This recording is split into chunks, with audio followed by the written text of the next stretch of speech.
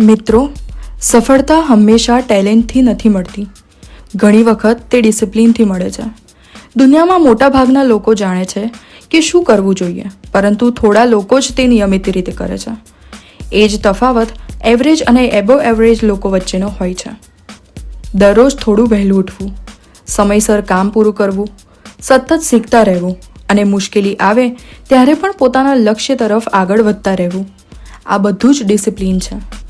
ડિસિપ્લિનનો અર્થ એ છે કે પોતાને કંટ્રોલ કરવું.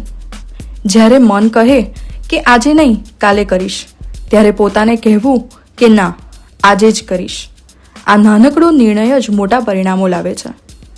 મિત્રો, યાદ રાખીએ, મોટિવેશન તમને શરૂઆત કરાવે છે, પરંતુ ડિસિપ્લિન તમને અંત સુધી પહોંચાડે છે.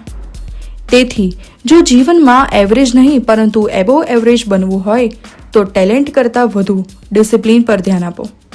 કારણ કે નિયમિત અને શિસ્તબદ્ધ પ્રયત્નો જ સામાન્ય વ્યક્તિને અસામાન્ય બનાવે છે. ડિસિપ્લિન એ એવી સીડી છે જેના દરેક પગથિયાં તમને એવરેજમાંથી એબોવ એવરેજ તરફ લઈ જાય છે.